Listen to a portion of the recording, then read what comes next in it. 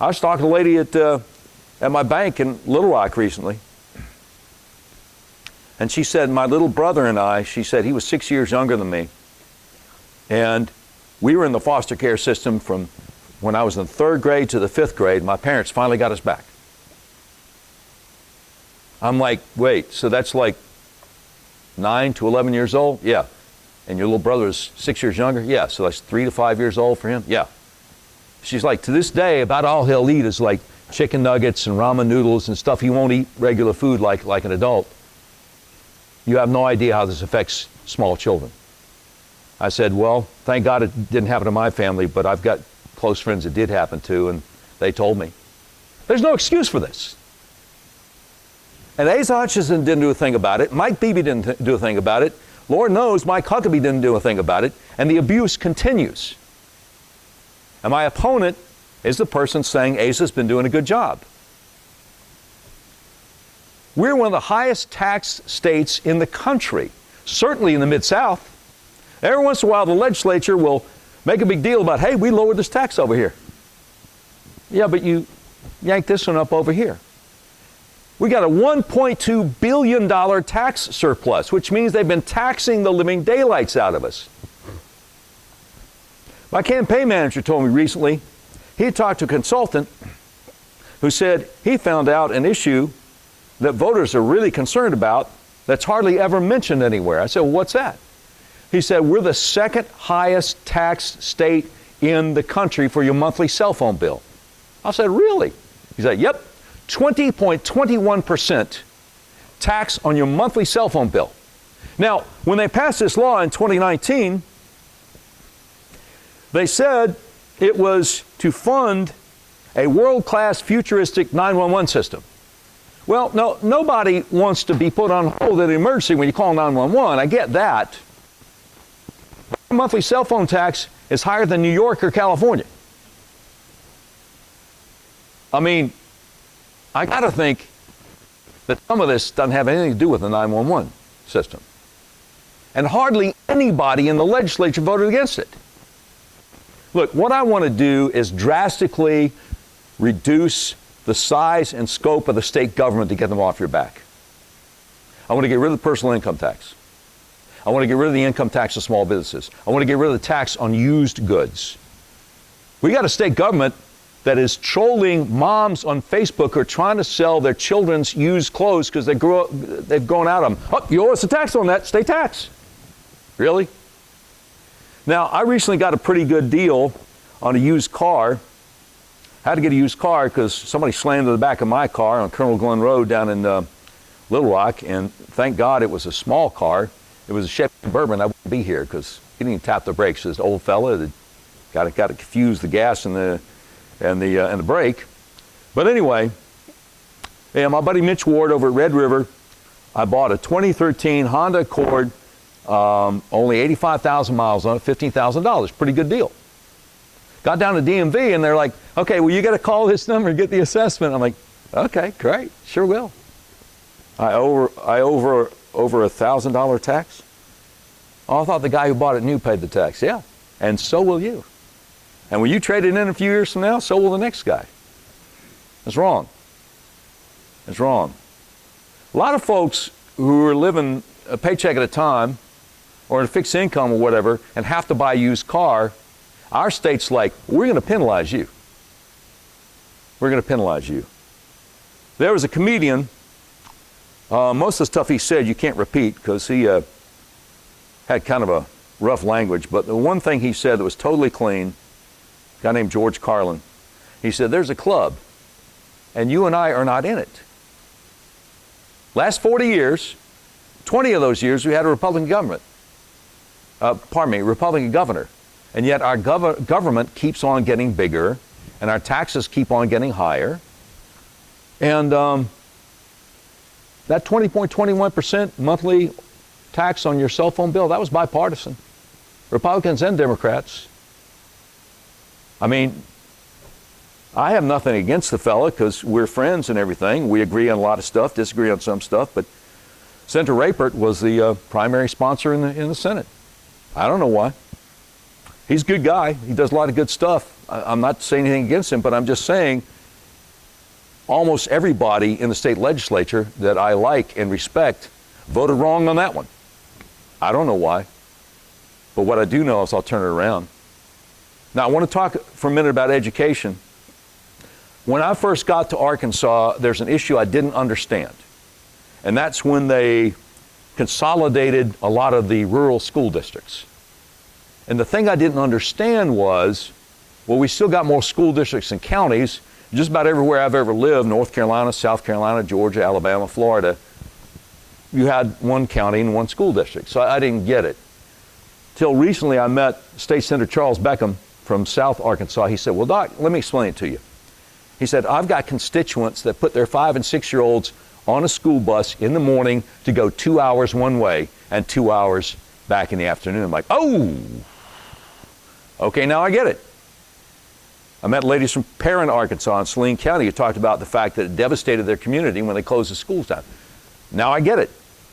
But that's something that Mike Huckabee and the Democrat state legislature did in 2004, and I'm going to do everything I can, move heaven and earth to undo it. That's child abuse to put a 5-year-old on a school bus for 2 hours each way. That's child abuse. And it's got to stop. Do unto others as you have them do unto you. Now, we all hope and pray at the end of this term in June, the U.S. Supreme Court will do the right thing and overturn Roe v. Wade. We hope and we pray. I don't know if they're going to or not. I'm told if they do, we have a trigger law here in Arkansas that will outlaw abortion. And that's great.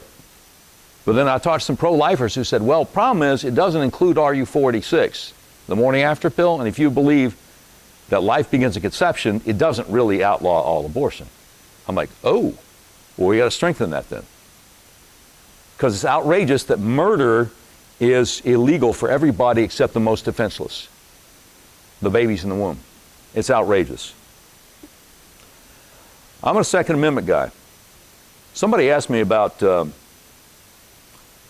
Senator Gary Stubblefield's Arkansas Sovereignty Act. I don't know if y'all heard about that, but it was a bill he tried to get run in the legislature last year, and it would have made it a criminal offense for Arkansas law enforcement to assist federal agents in enforcing unconstitutional federal mandates. Specifically mentioned the 1936 firearms law and the one they passed in 1968 in the Congress in Washington. And no, I appreciate that. I don't mind the applause on that. I said at the time, I was trying to make it a little funny because I just appreciated and admired Senator Stubblefield so much. I said at the time, now I don't know if Senator Gary Stubblefield is a teetotaler or if he ever imbibes in adult beverages, but if he does, and he gets this law passed and signed into law, he shouldn't be allowed to buy his own beer for the rest of his life in the state of Arkansas. Somebody else should say, no, let me get that for you. Because again, your right to keep and bear arms shall not be infringed. It means what it says. Just like the 10th Amendment to the U.S. Constitution means what it says. Anything that's not specifically spelled out in the U.S. Constitution that the federal government has this power, has this authority, remains with the citizens and or the states. That's totally gone. We act like that doesn't even exist. There's no reason in the world we should have a U.S. Department of Education and a whole bunch of other departments in the U.S. government. I've said before, you want to balance a budget? How about getting rid of every U.S. department, agency, commission, or bureau that you can't specifically spell out where in the Constitution they have the authority to do that. Now, I'm not running for a federal office, but I just thought I'd mention that. Because one of the things governors need to do is the kind of thing that Ron DeSantis in Florida is doing, which is telling the federal government, no, you can't do that here. You can't do that here. Now, another thing governors need to do, DeSantis recently passed a law saying, sorry, that's my Marco Rubio moment. DeSantis really recently signed a bill into law that the Florida legislature passed saying you can't talk about gender and sex stuff to kids pre-K through third grade. He wanted it further, but that's all he could get through the legislature. Yeah. Well, it was his deal. I'll applaud Governor DeSantis, too. Best governor in the state in the United States.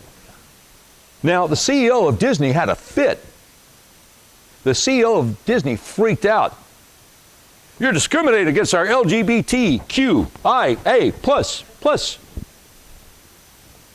And Ron DeSantis, his response to this major employer in his state was get in front of a podium like this with a bunch of microphones and say, look, I'm not going to let some woke corporation shove their liberal ideology down the throats of Florida families. Not on my watch. Not going to do it. Okay. I want to say the same thing here. Walmart, low prices every day, give a lot of people jobs, great. But I'm sick and tired of Walmart and the Chamber of Commerce shoving their liberal ideologies down our throats and running this state, because they do run this state. And it's about time that comes to an end. Yeah.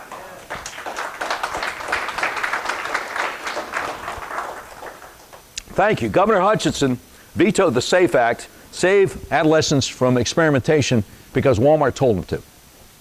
And then he went on Tucker Carlson's show on Fox News and lied about it. And the next night, Tucker proved that he lied about it. The day that our legislature overrode that veto, the Walton Family Foundation did a big statement about how proud they were of Governor Hutchinson standing up for our transgender youth. Now, what Tucker tried to tell Asa Hutchinson is that what research is out there from, of all places, the National Health Service of Great Britain. Their government health care system has researched this and said if you do this to minors, by the time they're in their 20s, suicide rate's through the roof. Asa was steadfast and immovable. He didn't care. Well, now, Tucker, I've talked to the medical experts here in Arkansas, and they tell me that it's wrong to not allow these children with gender dysphoria to do this gender-affirming process. So, every Sunday he puts a scripture passage on his social media, on his Facebook and his Twitter. That next Sunday, after he vetoed it and the Republicans overrode the veto, he goes on his Facebook and Twitter and has this passage: train up a child in the way he should go, and when he's old, he won't depart from it. And so the next day I went on my talk show and said, he's just trolling us now. He knows what he's doing. I don't want to get too close to him. I don't want to be hit by, if the lightning bolt hits him, I'm standing back. That's outrageous. We're told in Ephesians, we don't wrestle against flesh and blood, but against spiritual powers and principalities, evil in high places. That's evil. It's just flat evil. It's evil what's going on in our abortion clinics. It's evil what's going on. Oh, by the way, I don't know if you all know this, UAMS and Arkansas Children's both have transgender units. You can go on their websites. Now, they're kind of vague about what they actually do there, but they can certainly start the counseling process. And by the way, this bill, Save Adolescents from Experimentation, was a wonderful bill. Thank God for all the Republicans who voted for it and voted to override Asa's veto. But it was a bit of a misnomer to save adolescents from experimentation. It's actually saving anybody under 18. And I'll tell you how I found that out. A lot of medical experts testified against the bill. Senator Bart Hester asked a Little Rock pediatrician, careful, that could be your phone, Dr. Natalie Burr from Little Rock Pediatrics.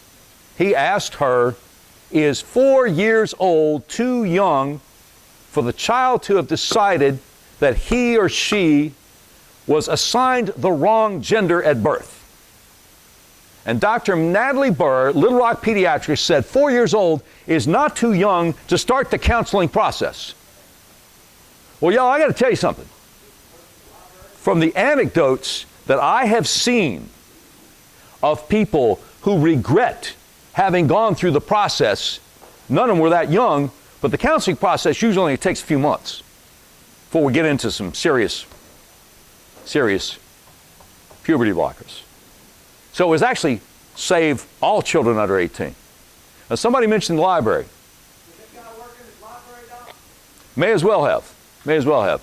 I'm aware of the concern that parents have of their children being presented pornographic material in too many of our libraries, including public school libraries. Now, one of the things that we have to do is real school choice. We talk about our failing government schools. Well, they're not failing. They're doing exactly what they set out to do. They want to indoctrinate our children in a worldview that we find to be anathema, and they couldn't care less if they learn reading, writing, and arithmetic.